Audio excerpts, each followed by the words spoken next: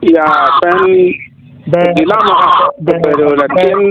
be apoy matek la diet won kom ma megwa mi apiara ya yu mi alale ya yu me coupe kere ne no matin donc kit ayela mateka teme tim lula alege ne ke tiet kong tu tiono met no matin ne ngo mateka time itim lula wak luak ku be kingej matot adada afoy matek ya gen matika time borwa yilo wa chuli pame kama chili wa ye la wu ma ja cha bi chel wa mi on poli ji char ko ka por ka ko bor bon tera ma ka kan da gai wu pe mu ru la wu ni lo ra won kom LC1 ma bi won ko mu Thompson da ka ta ma da ma ga ti di lum ko ne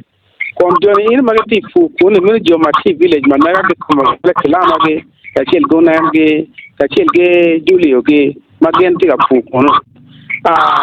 wa winya malep ka keno di cha ga ma kera lo mi ha no ke ge lo ga yele mo da me ri fu gen ge be ne lo mo kan lo lo mo ti da ku ne ra me de ge ka ta na ma no ini bor ko pa la ti kire pe nga ine ge na sie ma kon kom Thompson o kumuni na ni cha ma je ri di tim kun ba ta ge wor ke man ka ti ni ra won kom el ci wan ra ka ni re ngo ma ge ti ga ti ne ko ndo donc machalo won kom LC1 ukumu Thompson en waju ni ngo bon de der en waju ni ngom en ni pe pal te dero ke je ngom en ni tie pal te dero lok ma en waju ni ngo en ti ga ti kere me bo mo na di la mo mir me chana en na chana pe te na lo dan ba me ka ti ti an ne da gwa ye ba bi da kon go du mo da kan lo ba me dan illa tere ba lo mir kai kin ma team mere team ma war ki mir palwa pe team mir pa chile en ukumu Thompson tie won kom area mene wak lwak bano beti ngeji ukumu Thompson kibe no uruto lo ka chela ria der machalo won kom machalo dana chen machung ka chule iwajo wak na chule go nge kai kom lo ki kom anti won kom apiara we era team ini ti iswi madak kwanya apiara na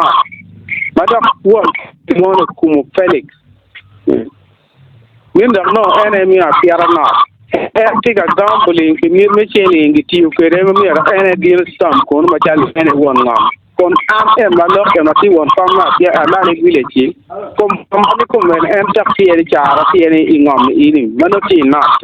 ma am da ko fa ma ti ter ka bi ma ta ba no no kuno wa wa ti en da ti dira me la ngam mir be chen